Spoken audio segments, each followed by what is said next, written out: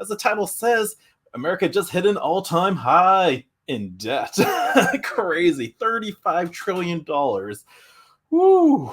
Man, I remember that started increasing even faster, like after the 2020 situation when they started printing up all the dollars and everything. But but this article that we're about to go over is asking, like, is this debt good for Bitcoin? So yeah, this article comes from Decrypt, and it is titled "Why the US's 35 trillion national debt is good for Bitcoin."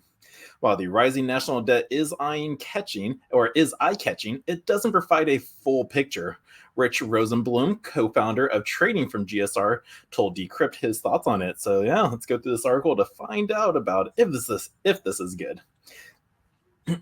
Sorry, I almost coughed there. But the US federal government's outstanding borrowing has now reached a staggering 35 trillion US dollars.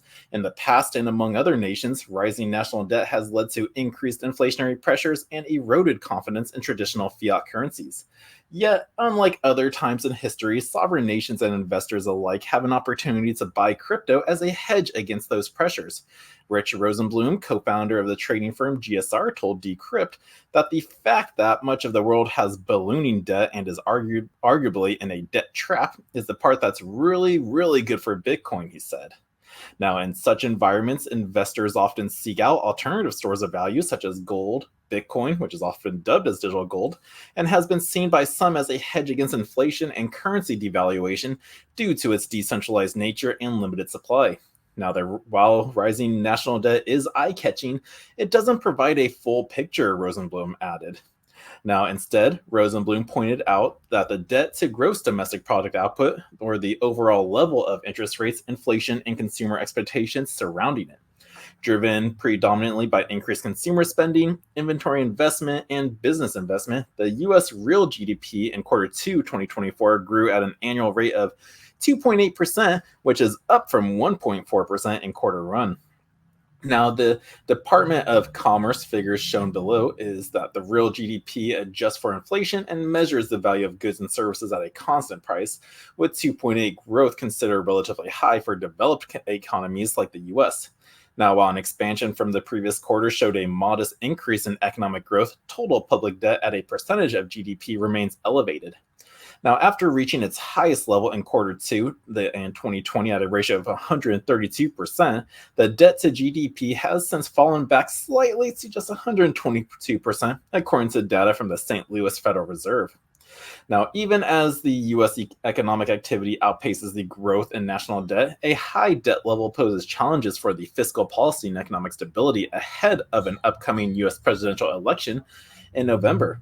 Now, that's because high levels of debt typically limit the government's fiscal flexibility, potentially increasing borrowing costs and reducing its ability to respond to economic downturns or emergencies that should occur in an event.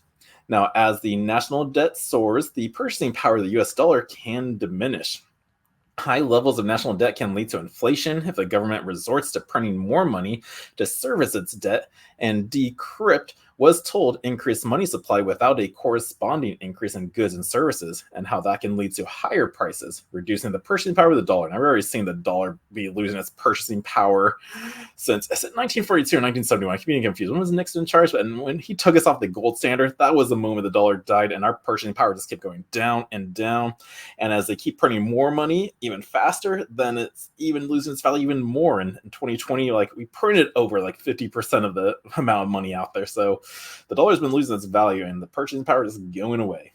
But in any case, a ballooning national debt could drive further Bitcoin adoption as people and institutions rethink what is traditionally risk-free and reevaluate their risk budget. Jeff Yu, CEO of crypto asset manager Monochrome, told Decrypt that when traditional risk-free assets like fixed income are backed by currency engineered to depreciate at an unprecedented pace, investors are reconsidering their risk-free status and look towards alternatives like Bitcoin, which offers a strategic asymmetric return profile in a diversified portfolio, you said.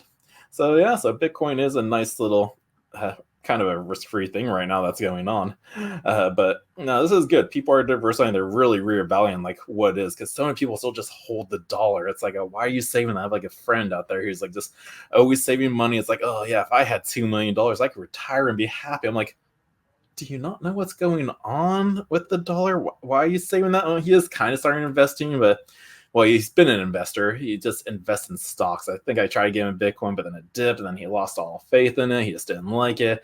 So now he's away from it, but he's just back in the paper system. But it's paper. We know what's losing value, so why do you want it? But just let him do him again. Like, and that's with everyone out there. It's like if they don't want to know about it or learn about it, you just can't push it. You just maybe plant a seed in their thoughts about it and hope they'll get into it. And there's always that saying, like, people will get in at the price they deserve. It's a horrible thing to say, but it's got some truth in it. But no, so that's that article for you on the U.S. national debt. And yeah, I do think it's actually good for Bitcoin because, yeah, it's opening a lot of people's eyes out there.